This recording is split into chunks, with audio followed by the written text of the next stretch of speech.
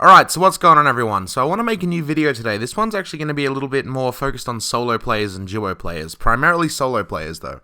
Now as I'm sure you know, these skeleton ships are actually pretty hard to do whether you're playing solo with other people, so I just want to make a video that sort of gives you a walkthrough on how to do these solo, just to try and make it a little bit easier for you. So before we get too far into this video, I just want to say this is going to take around 5 days in game time, so do try and set aside as much time as possible so you can get this done. So I'm sure as you probably already imagine, this is going to take a lot of supplies to do this. So I'd suggest going to a fort and getting around 5 to 10 gunpowder barrels. Now gunpowder barrels are extremely important when you're doing solo. And as well, you're going to want to try and get around 50 planks, 50 bananas, and max out on your cannonballs. Now this in itself will take about 1 day in game time to do, so do set aside more time for that.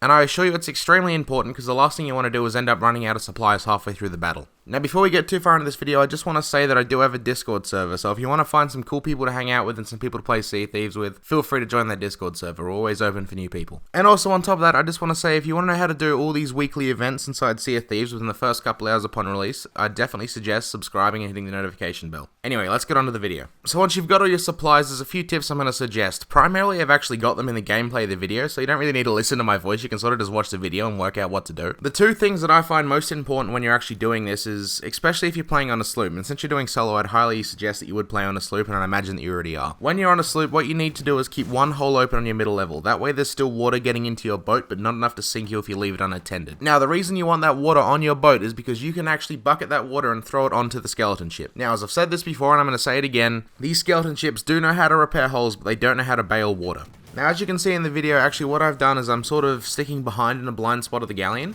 As long as you can stay in the blind spot of these skeleton ships, there will be no issues. Once you're behind in that spot, there's a few things you can do. You can always hit them with cannons, and you can also throw gunpowder barrels onto them, and there's no chance they can actually get you. And there's one thing you're going to want to actually look out for. If you don't manage to get that gunpowder barrel off and you die on the skeleton ship, it's very likely that that skeleton ship's going to turn around and ram your boat. Now that can be extremely dangerous if you're on a sloop and you have no one else you're playing with. Now aside from everything that I've actually explained in my previous videos, and I'm sure you've actually found them out for yourself if you're watching this video, there is not much more you can actually do on a sloop that can increase your chances of sinking it solo. And I know it sounds actually pretty simple, but honestly these tips are going to get you so far when doing these ships. Now using these techniques and doing the stuff I already know about these skeleton ships, I've actually managed to complete them 2 times. That being said, there has been a few times where I've actually died and I've actually failed. But hopefully this video will give you a little bit of an idea to go on the next time you're actually doing these ships solo. So I just want to say if you've enjoyed the video, feel free to leave a like and hit that subscribe button, it really helps out the channel. And yeah, so that's essentially it. I'm going to cut this video extremely short so you guys can get back to playing. And yeah, so I'll see you all in the next video.